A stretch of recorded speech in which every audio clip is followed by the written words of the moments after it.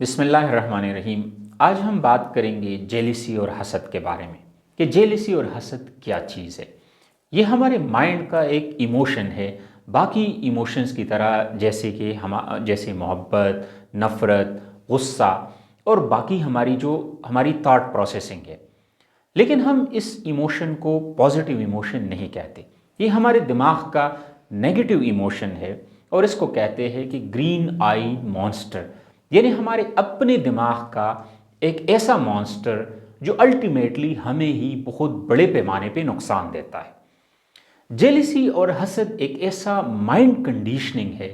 جس میں ہم اپنے سے جو ہم سے اوپر کوئی اور شخص ہوتا ہے اس کے ساتھ ہم جیلسی اور حسد رکھتے ہیں۔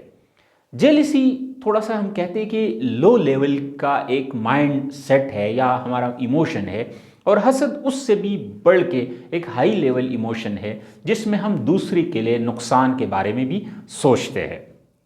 لیکن یہ جو ہمارے اپنے مائنڈ کا مانسٹر ہے، یہ ہماری اپنی شخصیت کے لیے، ہماری اپنی سوچ اور تھنکنگ کے لیے بہت زیادہ نقصان دہ ہوتا ہے۔ یہ جیلسی اور حسد کب شروعات اس کی ہوتی ہے؟ ہم کب کسی شخص کے ساتھ، کسی انسان کے ساتھ جیلسی اور حسد سٹارٹ کرتے؟ جب ہمارا لیول یہ ہو اور کسی اور شخص کا لیول ہم سے اوپر ہو، یعنی یہ ان کنڈیشنز میں ہم جیلسی اور حسد کا شکار ہوتے ہیں جب ہم سے کوئی شخص ہائی لیول پہ ہو اور ہم یہ سوچتے ہیں کہ ہم اس لیول پہ کیوں نہیں ہے۔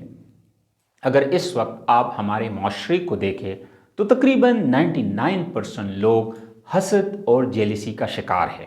اور اس کی وجہ سے ہمارے معاشرے میں بے شمار ایسی برائیاں جنم لے رہی ہے، اور اس کی وجہ سے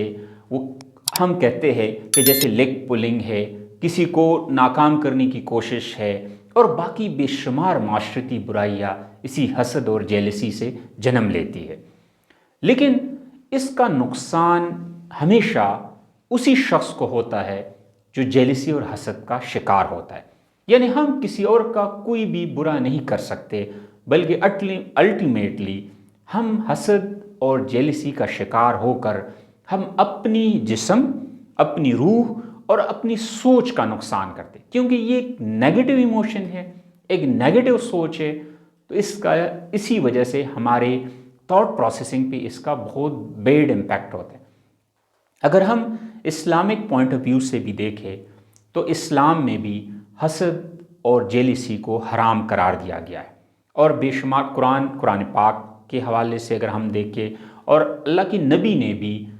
جیلسی کو حرام قرار دے کے اس سے مسلمانوں کو دور رہنے کے لیے کہا ہے، کیونکہ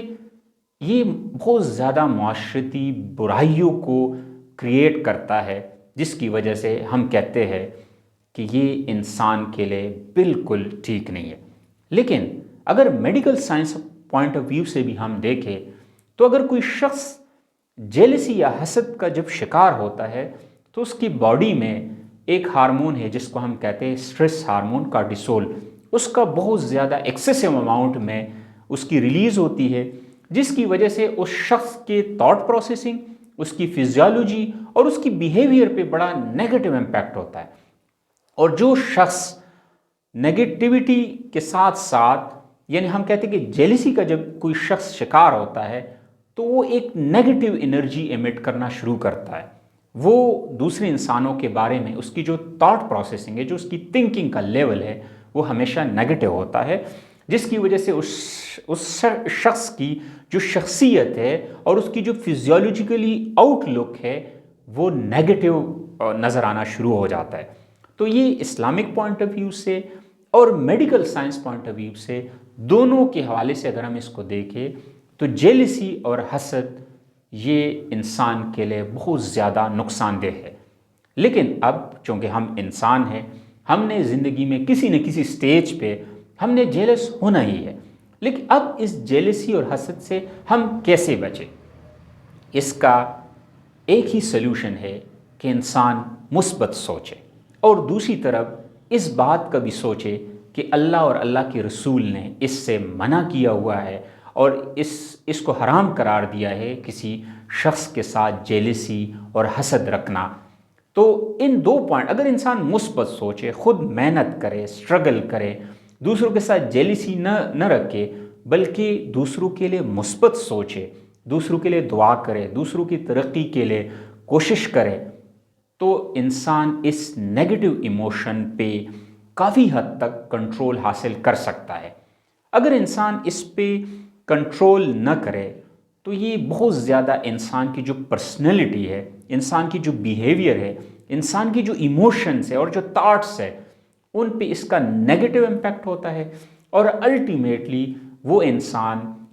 جو ایک لانگ ٹائم اس بیماری کا شکار ہوتا ہے، کیونکہ ہم اس کو ایک بیماری کہہ سکتے ہیں، یہ ایک سوشل بیماری بھی ہے اور یہ مائنڈ کی بھی یعنی ذہن کی بھی ایک بیماری ہے۔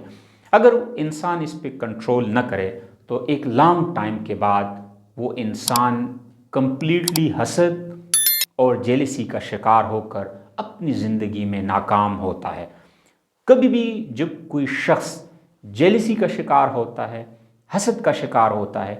وہ اپنی جو اس کی جو کریٹیو انرجیز ہے، جو اپنی ترقی کے لیے جو انرجی ہوتی ہے، وہ اپنے آپ پر خرچ نہیں کرتا وہ شخص، اور اس سوچ میں یہ خرچ کرتا ہے کہ دوسرا شخص کیسے ناکام ہوگا، دوسرا شخص کیسے اپنی زندگی میں ناکام ہوگا۔ تو اس حوالے سے سائنٹیفک پوائنٹ آف ویو سے اور اسلامک پوائنٹ آف ویو سے اگر ہم دیکھیں تو ہمیں ایک حد تک کوشش کرنا چاہیے کہ ہم اپنی جیلسی اور حسد پہ کنٹرول کریں، ہمیشہ مثبت سوچیں اور مثبت تھاٹ سے ہم اپنی جیلسی پر قابو پا سکتے ہیں۔